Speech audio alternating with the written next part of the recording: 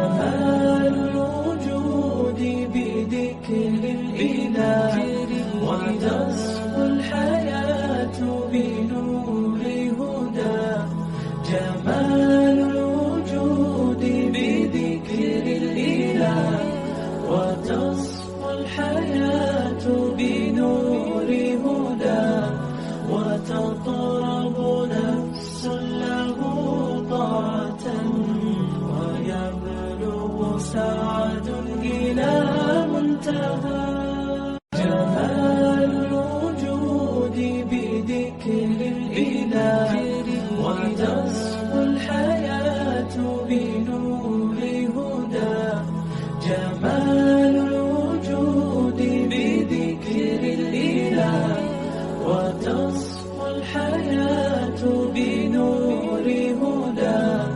وتطرب نفس له طاعة ويبلغ سعد إلى منتهى.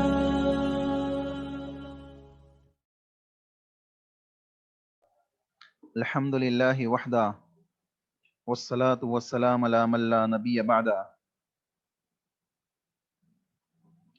فاعوذ باللہ من الشیطان الرجیم. بسم اللہ الرحمن الرحیم. رب اشرح لی صدری ویسر لی امری واحلل عقدۃ من لسانی یفقہوا قولی. ربی زدنی علما ربی زدنی علما ربی زدنی علما اللہم ربی زدنی علما. تمام قسم کی حمد و ثنا کبریائی بڑائی اللہ وحدہ لا شریک کے لیے لائق و زیبا ہے. سبحان اللہ و بحمدہ سبحان اللہ العظیم. انگنت درود و سلام ہو انبیاء کی مقدس جماعت پر، خصوصاً سید المرسلین رحمت للعالمین جناب محمد رسول اللہ صلی اللہ علیہ وسلم کی ذات گرامی پر.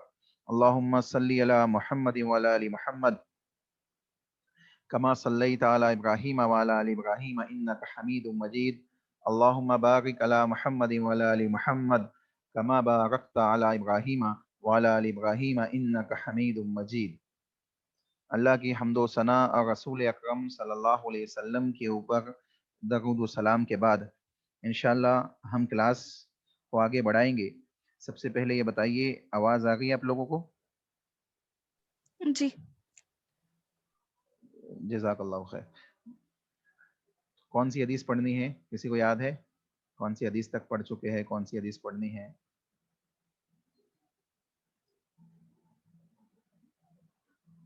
کسی کو یاد نہیں ہے نا؟ جی بولیے. دعائے قنوت والی حدیث ہو گئی تھی. جی ہاں ٹھیک ہے. دیکھیے ابھی جو حدیث پڑھیں گے ہم وہ ہے حدیث نمبر 294 یہ والی حدیث انشاءاللہ عبداللہ بن عمر. ٹھیک ہے.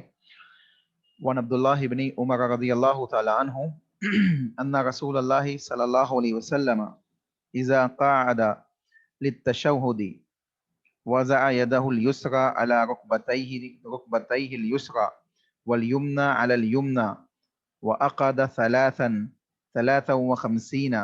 وأشار بإصبعيه السبابة. رواہ مسلم. صحیح مسلم کی حدیث ہے، مکمل حدیث. عبداللہ بن عمر رضی اللہ تعالیٰ عنہ حدیث کے راوی ہے.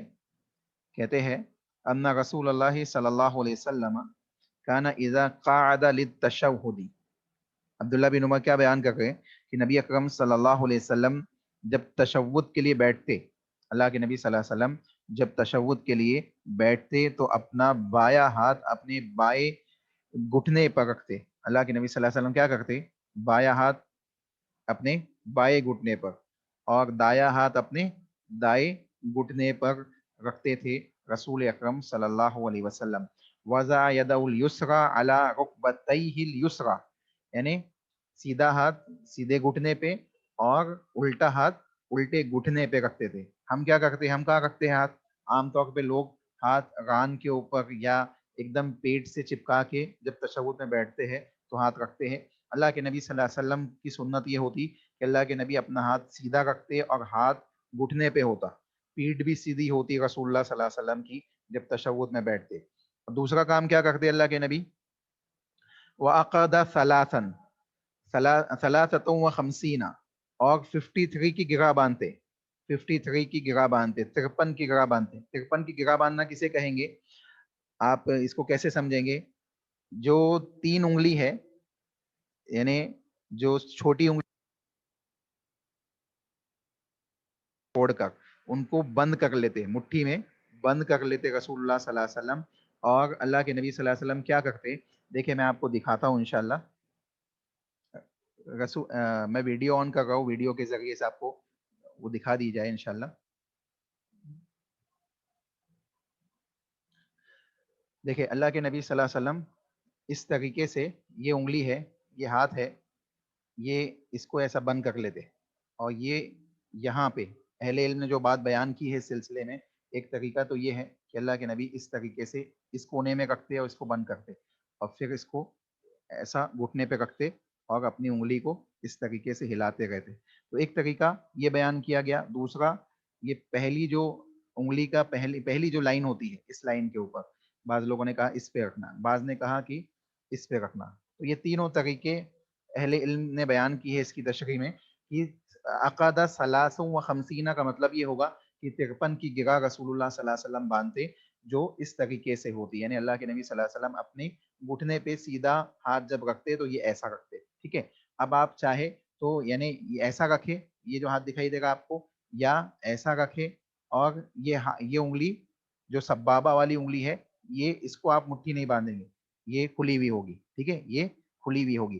اور اس کے ذریعے اللہ کے نبی صلی اللہ علیہ وسلم کیا کرتے؟ وہ اشارہ باصبعیہ السبابۃ، اور یہ سیدھی انگلی سبابہ والی انگلی سے اللہ کے نبی اشارہ کرتے، اس طریقے سے اس کو ہلاتے رہتے. اور یہ مسلسل ہوتا، یعنی اللہ کے نبی صلی اللہ علیہ وسلم ایسا تشہد کے مکمل، یعنی التحیات سے جو اسٹارٹ کرتے تو آخر تک اس انگلی کو ہلاتے رہتے. اچھا، اس کی کیا دلیل ہے کہ آخر تک ہلاتے رہتے؟ تو اس کی دلیل یہ ہے کہ حدیث کا جملہ ہے کانا اذا قعد. کانا کا جملہ جب بھی کانا کے ساتھ رسول اللہ صلی اللہ علیہ وسلم کا عمل ذکر کیا جاتا ہے تو اس کا مطلب ہوتا ہے کہ وہ مسلسل اس عمل کو انجام دیتے. یعنی ایک چیز تو یہ ہے کہ ہر نماز میں اللہ کے نبی کا یہی عمل ہوتا. دوسری چیز یہ ہے کہ مسلسل اس کو حرکت دیتے رہتے، اس لیے کہا گیا وہ اشارہ کرتے رہتے، اشارہ کرتے رہتے. اشارہ کرنے کا مطلب یہ نہیں ہے. اچھا دیکھیں، حدیثوں کے اندر اس بات کی تصدیق بھی نہیں ہے کہ کہاں اٹھاتے کہاں رکھ دیتے. جیسے کہ بعض لوگ کیا کرتے، التحیات اشہد اللہ الہ الا اشہد اللہ الہ پہ اٹھاتے اور الا اللہ پہ رکھ دیتے ہیں. تو یہ خاص الفاظ کے ساتھ انگلی کا اٹھانا اور خاص الفاظ کے ساتھ انگلی کا رکھ دینا، اس کی تصدیق رسول اللہ صلی اللہ علیہ وسلم کی احادیث سے ہمیں نہیں ملتی ہے. چنانچہ اللہ کے نبی کا عمل ہمیں کیا معلوم پڑ رہا ہے کہ اللہ کے نبی صلی اللہ علیہ وسلم جب تشہد کے لیے بیٹھتے تو اللہ کے نبی صلی اللہ علیہ وسلم اپنا بایاں ہاتھ اپنے بائیں گھٹنے پر اور دایاں ہاتھ دائیں گھٹنے پر رکھتے، اور اپنی سیدھی انگلی سے، یعنی پہلی انگلی سے، شہادت کی انگلی سے، جس کو آپ شہادت کی انگلی کہتے ہیں، عربی میں اس کو سبابہ کہتے ہیں. کیا کہتے ہیں؟ سبابہ. سبابہ سے اشارہ کرتے رہتے، یعنی اس کو تھوڑا تھوڑا رسول اللہ صلی اللہ علیہ وسلم اپنی انگلی سے اس کو ہلاتے، انگلی انگوٹھے کے اوپر ہلاتے رہتے. تو یہ رسول اکرم صلی اللہ علیہ وسلم کا عمل تھا. اور 53 کے گرہ باندھ لیتے، یعنی گٹھان باندھنے کا مطلب وہ اپنے انگوٹھے کو انگلی جو بیچ والی انگلی ہوتی ہے اس کے بالکل کونے پہ لے جا کے اللہ کے نبی صلی اللہ علیہ وسلم رکھ دیتے اور مٹھی باندھ لیتے، ایک انگلی کھلی گئی تھی بس. یہ رسول اکرم صلی اللہ علیہ وسلم کا عمل ہوتا. اور 3 طریقے جو آپ کے سامنے ابھی بیان کیے گئے وہ اہل علم نے بیان کی ہے. چنانچہ یہ ایک عمل ہے جو نماز کے تشہد کے اندر رسول اکرم صلی اللہ علیہ وسلم انجام دیتے. کیا معلوم پڑا کہ سیدھا ہاتھ سیدھے گھٹنے پہ، الٹا ہاتھ الٹے گھٹنے پہ، اور 53 کی گرہ باندھ کے انگلی سے اشارہ کرنا ہے، ہلاتے رہنا ہے انگلی کو، التحیات سے سٹارٹ کر کے آخر دعا تک اس کو ہلاتے رہنا ہے. اور دونوں تشہد میں یہی عمل رسول اکرم صلی اللہ علیہ وسلم کا ہوتا. ٹھیک ہے، کیونکہ یہاں پہ دیکھیں اس حدیث میں تشہد کو خاص بھی نہیں کیا گیا کہ پہلے تشہد میں ایسا کرتے دوسرے میں نہیں کرتے. اللہ کے نبی کا عمل بیان کیا گیا کہ اذا قعد للتشہد، جب تشہد کے لیے بیٹھتے تو اس میں پہلا اور دوسرا دونوں تشہد شامل ہو گئے، یعنی دوسری رکعت میں جو پہلا تشہد کیا جاتا ہے اور چوتھی رکعت میں جو دوسرا تشہد یعنی آخری تشہد کیا جاتا ہے، دونوں اس میں شامل ہے.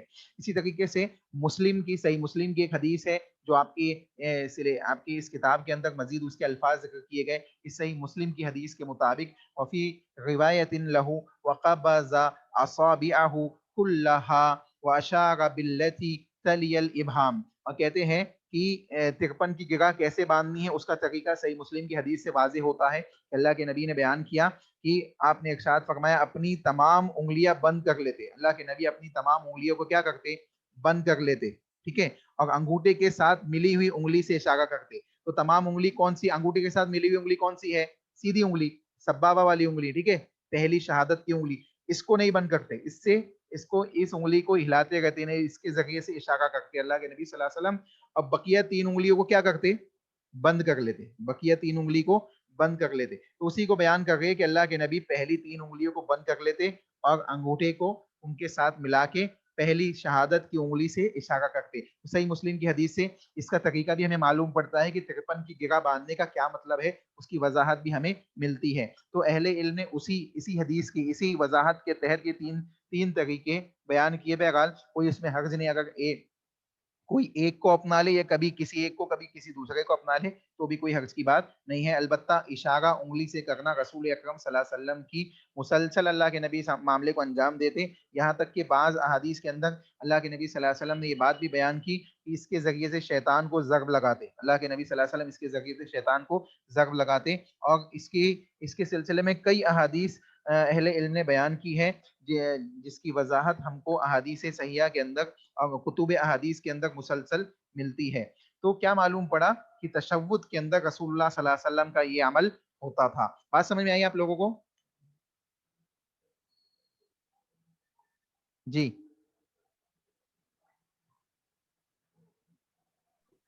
بات جی بولیے، سمجھ میں آ گئی؟ جزاک اللہ خیر. دیکھیے عبداللہ بن مسعود کی دوسری حدیث ہے اس کے بعد والی، حدیث نمبر 295.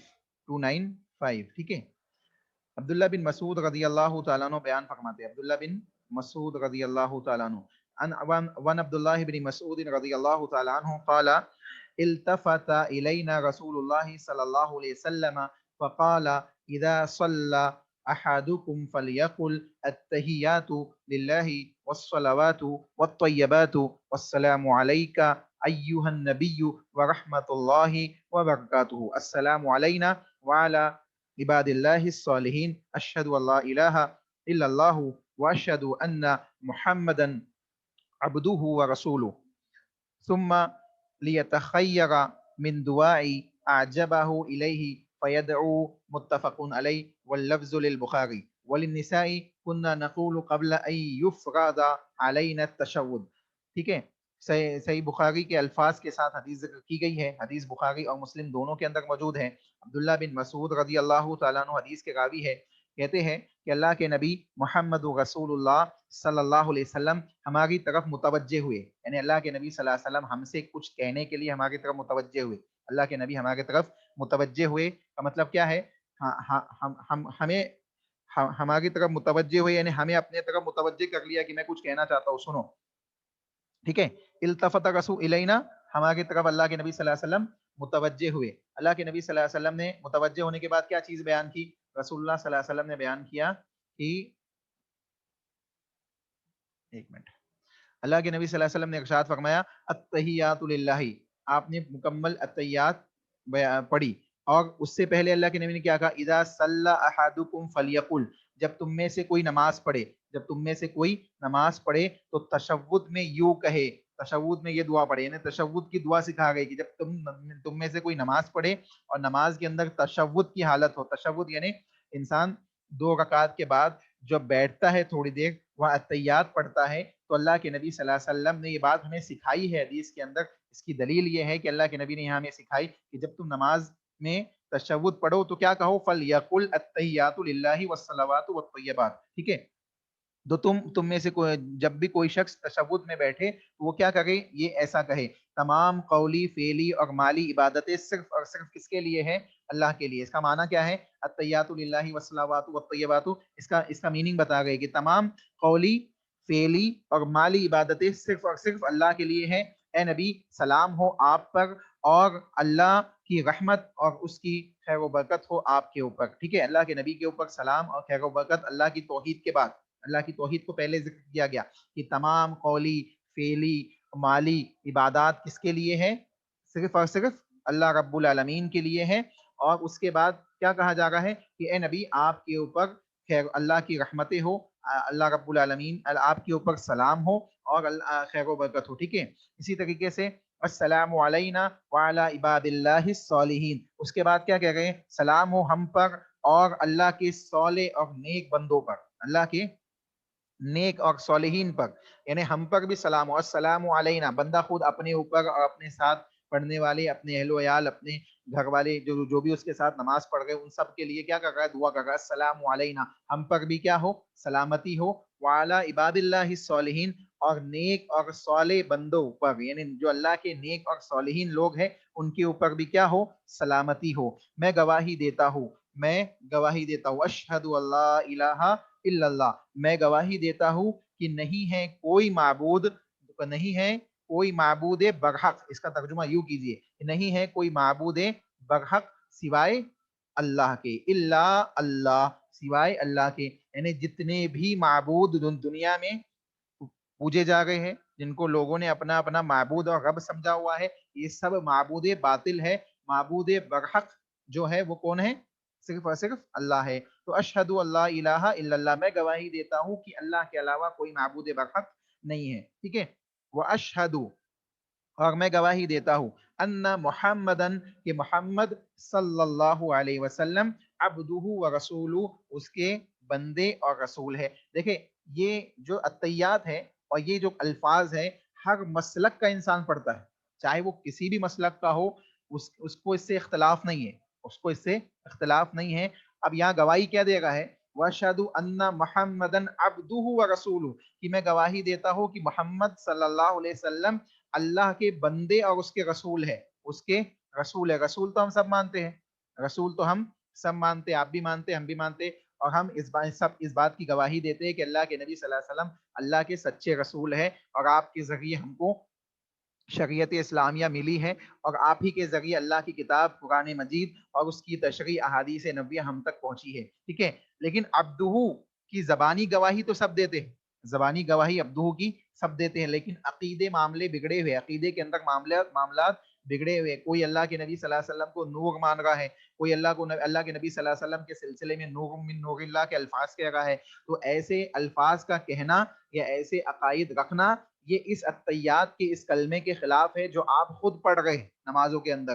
بعض دفعہ انسان کو معلوم نہیں ہوتا ہے کہ وہ نماز میں کیا پڑھ رہا ہے, تو آپ نماز میں اس بات کی گواہی دے گئے, باضابطہ 5 وقتہ نمازوں میں نفل سنت جو بھی نماز آپ پڑھ رہے ہیں اس میں آپ یہ گواہی دے گئے کہ اشہد ان محمدن عبدہ و رسولہ, کہ محمد صلی اللہ علیہ وسلم کے سلسلے میں میں یہ گواہی دے رہا ہوں کہ آپ اللہ کے بندے اور اس کے رسول ہیں. آپ اللہ کا بندہ مان رہے ہیں نماز کے اندر, جب نماز کے بعد آپ سے کوئی پوچھ رہا ہے تو آپ کہہ رہے کہ اللہ کا نور ہے, اللہ کا نور ہے. تو رسول اکرم صلی اللہ علیہ وسلم اللہ کے بندے ہیں, اور اللہ کے بندے کوئی معمولی بندے نہیں ہے. بندے ہونے کا مطلب یہ نہیں ہوتا ہے کہ شان میں کمی ہو گئی ہے یا رسول اللہ صلی اللہ علیہ وسلم کی توہین ہو گئی ہے. باضابطہ اللہ رب العالمین نے بندے کا لفظ اللہ کے نبی کے لیے استعمال کیا ہے کتاب اللہ کے اندر.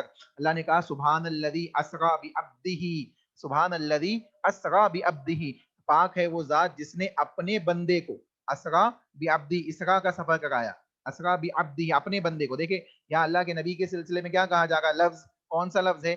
بندے کا لفظ استعمال کیا جا رہا ہے, بندہ, اللہ کا بندہ, یعنی آپ اللہ کے بندے ہیں, بنی آدم میں سے ہیں, آپ نور نہیں ہیں, آپ نوری مخلوق نہیں ہے, بلکہ آپ بنی آدم میں سے, آدم علیہ السلام کی اولادوں میں سے ہیں, اور خاکی مخلوق ہے.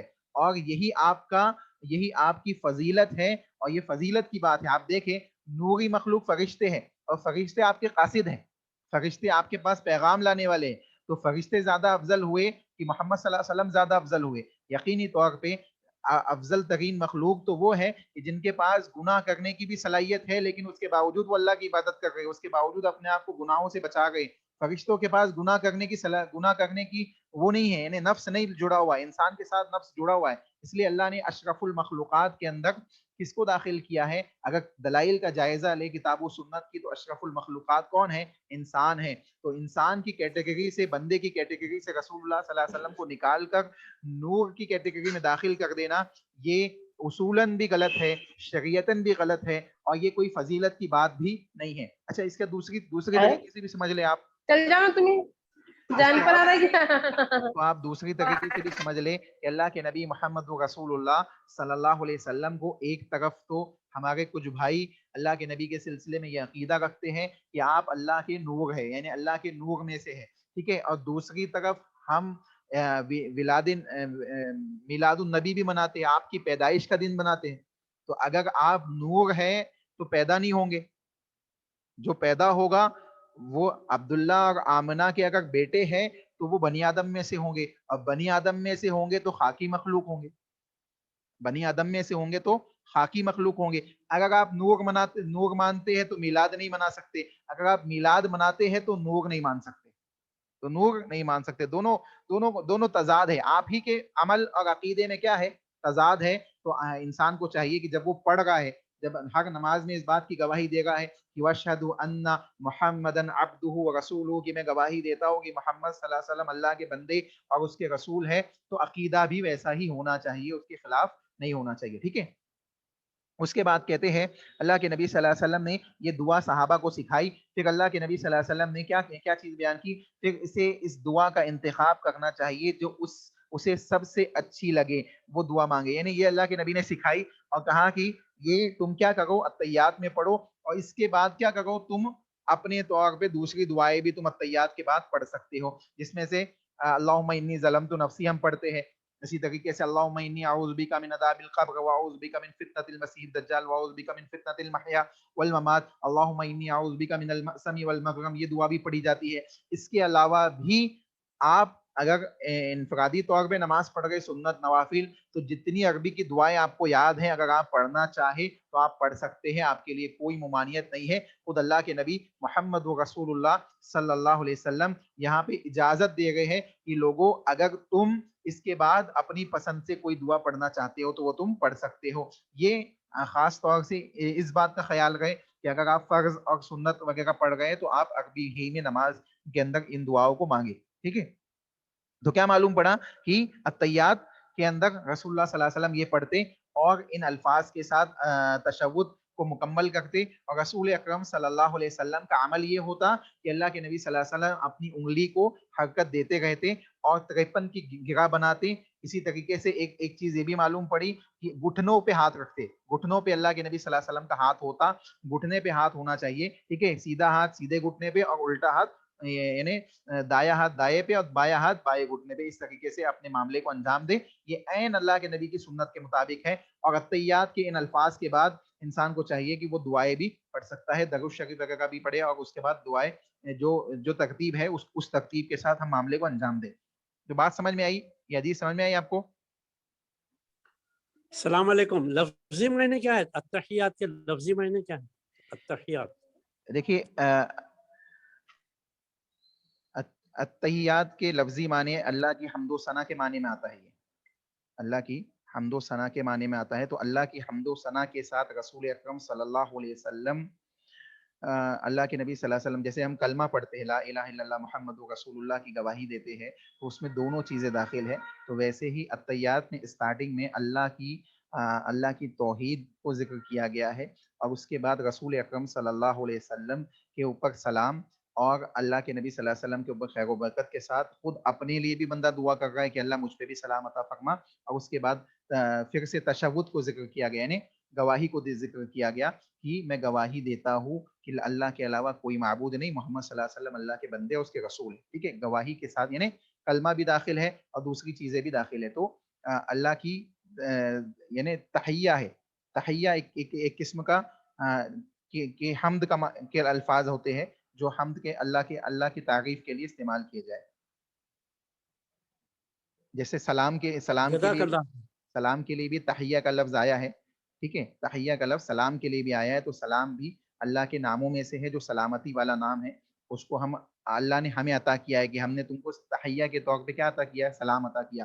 وَإِذَا جَاءَكَ الَّذِينَ يُؤْمِنُونَ بِآيَاتِنَا فَقُلْ سَلَامٌ عَلَيْكُمْ. اللہ نے یہ تحفہ سلام کا ہمیں عطا کیا ہے ایک دوسرے کو سلام پہنچانے کے لیے. تو حدیث کے اندر تحیہ کے لفظ سے بھی اس کو ذکر کیا گیا ہے. جی بات سمجھ میں آئی؟ جی جزاک اللہ خیر. آمین ویاک.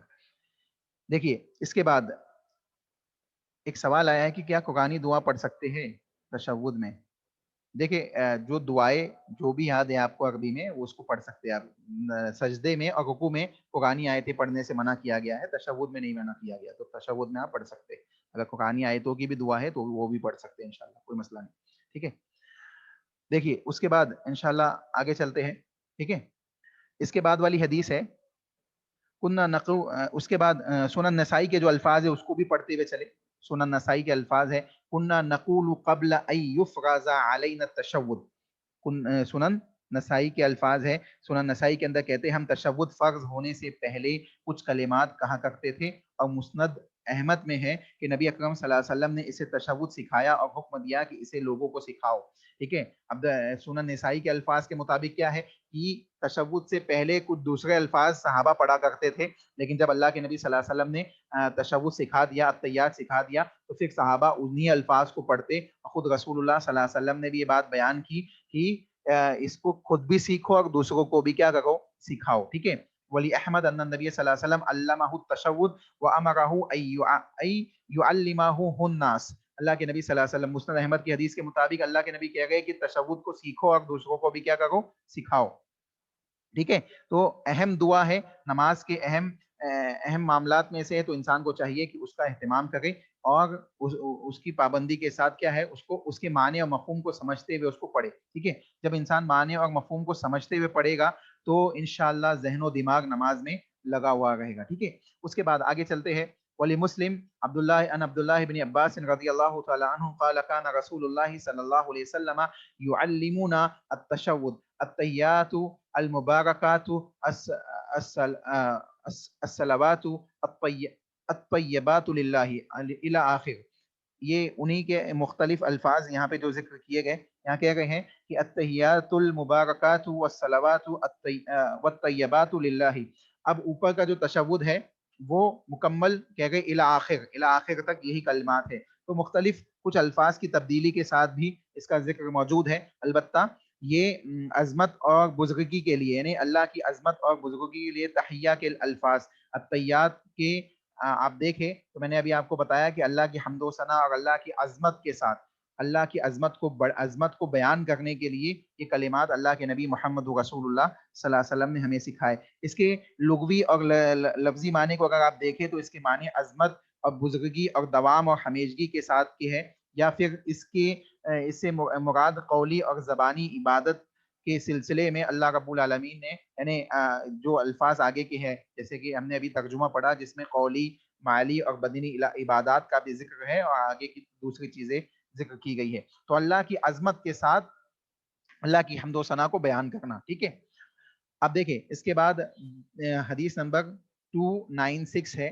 ون فضالۃ بن عبید قال سمع رسول اللہ صلی اللہ علیہ وسلم رجلا. اللہ کے نبی صلی اللہ علیہ وسلم سے انہوں نے سنا ایک آدمی. اس کے بعد پہلے حدیث مکمل پڑھ لے. کہتے یدعو فی صلاتہ ولم یحمد اللہ ولم يصلي على النبي صلى الله عليه وسلم فقال عجل هذا ثم دعاه فقال إذا صلى أحدكم فليبدأ بالتحميد ربه والثناء عليه ثم يصلي على النبي صلى الله عليه وسلم ثم يدعو بما شاء. رواه احمد والثلاثة وصححه الترمذی وابن حبان. ابن حبان کے اندر موجود ہے. امام ترمذی نے حدیث کو صحیح قرار دیا ہے. حدیث کیا ہے؟ اللہ کے نبی محمد رسول اللہ صلی اللہ علیہ وسلم کے صحابی حضرت فضالہ بن عبید رضی اللہ تعالیٰ عنہ، حضرت فضالہ بن عبید رضی اللہ تعالیٰ عنہ حدیث کے راوی ہے. کہتے ہیں کہ اللہ کے نبی صلی اللہ علیہ وسلم نے ایک آدمی کو اپنی نماز میں دعا کرتے ہوئے سنا. ایک آدمی کو اپنی نماز میں دعا کرتے ہوئے اللہ کے نبی صلی اللہ علیہ وسلم نے سنا. اللہ کے نبی نے کیا کہا اس سے؟ عجیلا ہاذا، تو نے جلدی کی. تو نے کیا کی؟ جلدی کی، جلد بازی کی. اللہ کے نبی صلی اللہ علیہ وسلم نے ایک آدمی کو اپنی نماز میں دعا کرتے ہوئے سنا. اس نے اللہ کی حمد بیان کی، نہ نبی اکرم صلی اللہ علیہ وسلم کے اوپر درود بھیجا. نہ اللہ کی حمد و ثنا کو بیان کیا، نہ اللہ کے نبی کے اوپر درود بھیجا. سیدھا اس نے کیا کیا؟ دعا مانگ لی. ہوتا ہے نا بعض لوگ جلد بازی کرنے والے لوگ ہوتے، سیدھا ہاتھ اٹھائے اور دعا مانگنا سٹارٹ کر دی. یا اسی طریقے سے نماز کے دوسرے جو مطلب اتحیات وغیرہ میں بھی پہلے ہم اللہ کے نبی صلی اللہ علیہ وسلم یعنی اتحیات کے ساتھ کیا کر رہے ہیں، درود پڑھ رہے ہیں، اس کے بعد ہم دعائیں مانگ رہے ہیں. تو یہ ترتیب جو اللہ کے نبی نے سکھائی ہے اس میں اللہ کی عظمت اور اللہ کی حمد بھی موجود ہے، اللہ کے نبی کے اوپر درود بھی موجود ہے، سلام بھی موجود ہے، دونوں تینوں چیزیں موجود ہیں. اس کے بعد ہم دعا مانگے اللہم انی ظلمت نفسی ظلما کثیرا، اس کے بعد ہم دعا مانگ رہے، اس کے بعد دوسری دعائیں مانگ رہے. تو یہ ترتیب ہے جو دعا کے آداب میں سے ہے. تو ایک آدمی نے کیا کیا، جلد بازی ایسی کی کہ نہ اللہ کی حمد و ثنا بیان کی، نہ رسول اکرم صلی اللہ علیہ وسلم کے اوپر اس نے درود بھیجا، سیدھا دعا مانگنا اسٹارٹ کر دی کہ اللہ مجھے یہ عطا کر دے، اللہ مجھے یہ عطا کر دے، اللہ مجھے یہ عطا کر دے، مجھے اس چیز سے محفوظ کر لے، اس چیز سے محفوظ کر لے. ایسا لوگ کرتے ہیں جلد باز، ان کو معجلون کے لفظ سے حدیث کے اندر ذکر کیا گیا. بہت سی حدیثوں کے اندر ایسے الفاظ آئے ہیں جی، جلد بازی کرنے والے بعض لوگ ہوتے ہیں، نماز کے بعد بھی جلد بازی سے بھاگنے والے بھی لوگ ہوتے ہیں. تو ایسے کئی لوگ ہوتے ہیں. تو اللہ کے نبی صلی اللہ علیہ وسلم نے کہا عجیلا ھذا، تو نے اس معاملے میں کیا کی، جلدی کی. اس نے جلدی کی. پھر آپ صلی اللہ علیہ وسلم نے اسے اپنے پاس بلایا اور کہا، اللہ کے نبی نے اس کو بلایا، اذا صلی احدکم ثم دعاہ فقال، اللہ کے نبی نے اس کو بلایا، پھر اس سے کہا اذا صلی احدکم فلیبدع بتمجید ربہ والثناء علیہ. اللہ کے نبی صلی اللہ علیہ وسلم نے بلا کے کیا کہا، جب تم میں سے کوئی نماز پڑھے، جب تم میں سے کوئی نماز پڑھے. اب دیکھیں یہ جو جملہ ہے اذا صلی احدکم، جب تم میں سے کوئی نماز پڑھے، اللہ کے نبی ایسا نہیں کہہ گئے جب تو نماز پڑھ، جب تو نماز پڑھے، اس کو نہیں کہہ گئے، بلکہ پوری امت کو مخاطب کر گئے، ایک شخص کے ذریعے پوری امت کو مخاطب کرتے ہوئے رسول اکرم صلی اللہ علیہ وسلم کیا بیان کر رہے ہیں کہ جب بھی تم میں سے کوئی نماز پڑھو تو کیا کرو، فلیبدع، تو وہ ابتدا کرے کس چیز سے، اللہ کی حمد سے، اللہ کی حمد سے اور اس کی ثنا سے. تو ہم دعائے ثنا پڑھتے ہیں کہ نہیں پڑھتے؟ دعائے ثنا ہم جو پڑھتے ہیں اس میں کیا ہوتی ہے، اللہ کی حمد اور ثنا ہوتی ہے. اللہ کی حمد و ثنا کے ساتھ ہم نماز کی ابتدا کرتے ہیں، اور نماز کی اس ابتدا کے بعد نماز کے اندر آنے والی تمام دعائیں اللہ کی حمد و ثنا کے بعد ہوتی ہیں. ٹھیک ہے. تو اللہ کے نبی کیا سکھا گئے کہ سب سے پہلے کیا کرو، فَلْيَبْدَأْ بِتَمْجِيدِ رَبِّهِ وَالثَّنَاءِ عَلَيْهِ، کہ اپنے رب کی یعنی اس نے اللہ کی یعنی اپنے رب کی حمد و ثنا، یعنی اللہ رب العالمین کے سلسلے میں اس کی حمد و ثنا کے ساتھ کیا کرو، تم اس کے اوپر اپنی نماز کی ابتدا کرو. ثم یصلی علی النبی صلی اللہ علیہ وسلم ثم یدعو بما شاء. دیکھیں میں یہ نماز کی مثال اس لیے دے رہا ہوں آپ کو کہ نماز میں بھی ہم ابتدا کہاں سے کرتے ہیں، ثنا سے کرتے ہیں.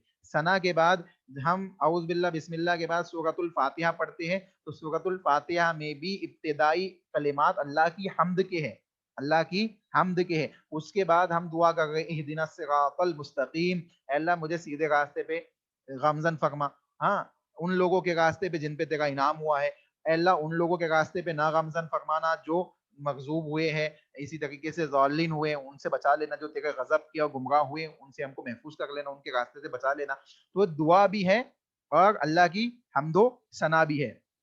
ٹھیک ہے. اور دوسری چیز اللہ کے نبی نے کیا کہی، جب انسان دعا مانگے تو کیا کرے، اللہ کی حمد و ثنا کے بعد مجھ پہ درود پڑھے، اللہم صلی علی محمد وعلی آل محمد، درود ابراہیم پڑھے. ثم یصلی علی النبی صلی اللہ علیہ وسلم، پھر تمہیں چاہیے کہ تم اللہ کے نبی صلی اللہ علیہ وسلم کے اوپر کیا کرو، درود پڑھو. اللہ کے نبی کے اوپر درود بھیجنے کے بعد اس کے بعد تم کیا کرو، ثم یدعو بما شاء، جو دعا اللہ سے مانگنی ہے مانگو، جو دعا مانگنی ہے اللہ سے مانگو. یعنی اللہ سے دعا مانگنے کے سلسلے میں سب سے پہلے تو یہ سمجھ لیں کہ شک و شبہ نہیں ہونا چاہیے، یہ مانگوں گا تو ملے گا کہ نہیں ملے گا، یہ مانگوں گا تو ملے گا کہ نہیں ملے گا. مثال کے طور پہ کوئی فقیر ہے، غریب ہے، اور وہ یہ سوچے کہ میرے پاس تو کھانے پینے کے بھی پیسے نہیں ہے، میں اللہ سے یہ دعا کیسے مانگوں کہ اللہ مجھے حج کرنے بلا لے، میں اللہ سے یہ دعا کیسے مانگوں. تو اس کو چاہیے کہ وہ یقین رکھے کہ میرے پاس کچھ نہیں ہے، اگر میں مانگوں گا تو اللہ مجھے عطا کر دے گا. اگر یہ یقین اور یہ اعتقاد ہے اور یہ اصول و ضوابط جو رسول اللہ صلی اللہ علیہ وسلم نے بیان کی ہے اس کے ساتھ دعائیں مانگتا ہے اور خالص اللہ ہی سے مانگتا ہے، تو انشاءاللہ اللہ چاہے گا اور اس کے لیے وہ بہتر ہوگا تو اللہ اس کی دعا قبول فرمائے گا اور اس کے لیے ذریعے پیدا کر دے گا. نہ جانے کیسے پیدا کرے گا یہ ہمیں نہیں معلوم، آپ کو نہیں معلوم، لیکن اللہ پیدا کرنے پہ قادر ہے اور اللہ رب العالمین کے لیے کوئی بڑی بات نہیں ہے. یہ ایک مثال دی ہے میں نے چھوٹی سی آپ کو. تو بڑی سے بڑی چیز ہو چاہے چھوٹی سے چھوٹی چیز ہو، یہاں تک کہ حدیث کے اندر رسول اکرم صلی اللہ علیہ وسلم نے ارشاد فرمایا اذا سألت فاسأل اللہ واذا استعنت فاستعن باللہ، جب تم کو سوال کرنا ہو تو اللہ ہی سے سوال کرو، جب تم کو مدد مانگنی ہو تو اللہ ہی سے مدد مانگو، یہاں تک کہ جوتے کا تسمہ کسے کہتے ہیں معلوم ہے؟ جوتے کی لیس بھی مانگنی ہو تو اللہ سے مانگو. یہ یہاں تک کہ اللہ کے نبی نے کہا. تو آپ اندازہ لگائیں کتنی بڑی چیز ہے کہ دعا مانگی جائے تو صرف اور صرف کس سے مانگی جائے؟ اللہ سے مانگی جائے, اللہ کے علاوہ کسی دوسرے سے نہ مانگی جائے. قرآن سے اللہ کے نبی صلی اللہ علیہ وسلم نے ایک چیز تو یہ سکھائی کہ تم پہلے کیا کرو, تم جلد بازی مت کرو, بلکہ پہلے اللہ کی حمد و ثنا کرو, اس کے بعد رسول اکرم صلی اللہ علیہ وسلم کے اوپر درود بھیجو, اس کے بعد تم دعا کرو. یہ طریقہ ہے. یہ حدیث مسند احمد کے اندر ہے اور 3 مختلف حدیث کی کتابوں کے اندر ہے, جس میں مسند احمد کے علاوہ 3 کتابیں شامل ہیں اور اسی میں ترمذی بھی شامل ہے. امام ترمذی نے بھی اس کو نقل کیا ہے, اور امام ترمذی نے نقل کرنے کے ساتھ اس کے سلسلے میں کیا چیز بیان کی کہ یہ حدیث صحیح ہے, یہ حدیث صحیح ہے, اوتھینٹک ہے. ٹھیک ہے. ابن حبان نے بھی اس کو ذکر کیا ہے اور امام حاکم نے اسے صحیح قرار دیا ہے.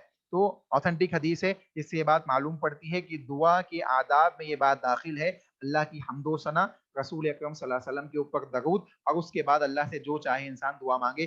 لیکن حرام کاموں کے لیے دعا مانگنا جائز نہیں ہے, حرام کاموں کے لیے دعا مانگنا جائز نہیں ہے. کوئی گناہ کا سوال اللہ سے کرے تو یہ جائز نہیں ہے, یہ حرام کا, یہ خود گناہ کا ایک گناہ کا عمل ہے. کوئی انسان اللہ کے لیے اللہ سے ایسی دعا مانگے جو جائز نہیں ہے, وہ اس کی اجازت اسلام نے ہمیں نہیں دی ہے. ٹھیک ہے. تو کیا معلوم پڑا؟ دعا کے آداب معلوم پڑے, التحیات پڑھنے کا طریقہ معلوم پڑا, تشہد میں ہم کو التحیات کیسے پڑھنا ہے. ٹھیک ہے. اسی طریقے سے اللہ کے نبی صلی اللہ علیہ وسلم انگلی کیسے ہلایا کرتے تھے التحیات کے اندر, وہ عمل بھی ہمیں معلوم پڑا. اور اللہ کے نبی صلی اللہ علیہ وسلم 53 کی گرہ باندھتے تھے, وہ بھی ہمیں معلوم پڑا ان احادیث سے جو ابھی ہم نے پڑھی ہے. اسی طریقے سے التحیات کے کلمات کون سے ہیں, اس کی دلیل ہمیں معلوم پڑی. التحیات کا معنی معلوم پڑا کہ عظمت اور بزرگی اور دوام و ہمیشگی ہے, کہ اللہ کی عظمت اور بزرگی کو بیان کرنا, اللہ کی حمد و ثنا اور عظمت کو بیان کرنا, یہ التحیات کا معنی ہے, یہ تحیہ کا معنی ہے. یہ میننگ ہمیں معلوم پڑا. اسی طریقے سے دعا کے آداب میں سے یہ بات معلوم پڑی کہ دعا کے اندر سب سے پہلے اللہ کی حمد و ثنا, پھر رسول اکرم صلی اللہ علیہ وسلم کے اوپر درود, اور اس کے بعد انسان حلال چیزوں میں سے جس چیز کی چاہے اللہ سے دعائیں مانگے, حرام چیزوں سے بچنے کے لیے دعا مانگے, حرام چیزوں کی کا سوال نہ کرے کہ اللہ مجھے یہ حرام چیز عطا فرما دے. اس کی اجازت اسلام نے ہمیں نہیں دی, جیسے کہ اللہ کے نبی کی احادیث سے ہمیں یہ بات معلوم بھی پڑتی ہے. بات سمجھ میں آئی؟ کوئی سوال ہو تو پوچھ لیجئے, 2 منٹ باقی ہے. اس طریقے سے یعنی یہ ابھی میں سمجھاتا ہوں تھوڑی دیر سے انشاءاللہ. جی کوئی سوال ہو تو پوچھ لیجئے.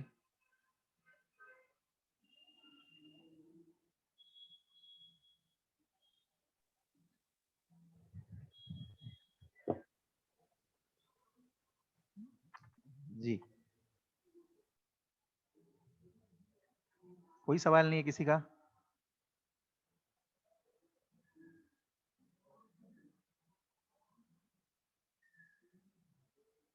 کوئی سوال نہیں ہے. چلیے جزاک اللہ. آپ لوگوں کو سمجھ میں آ گئی بات؟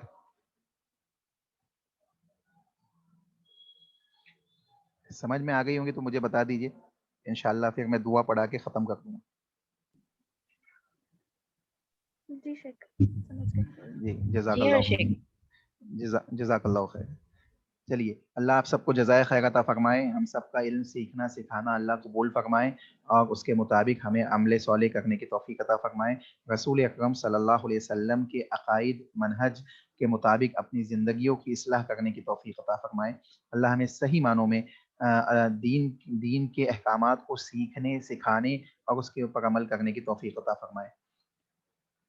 آپ سب کو اللہ رب العالمین وباؤں سے بیماریوں سے محفوظ فرمائے, ہم سب کو محفوظ فرمائے, اہل و عیال کو محفوظ فرمائے, دوست احباب کو محفوظ فرمائے. اللہ سے دعا ہے کہ اللہ ہمیں جنت الفردوس میں جگہ عطا فرمائے. آمین. سبحانک اللہم. اختتام مجلس کی دعا پڑھیے. سبحانک اللہم ربنا وبحمدک اشہد ان لا الہ الا انت استغفرک واتوب الیک. والسلام علیکم ورحمۃ اللہ وبرکاتہ. السلام. وعلیکم السلام.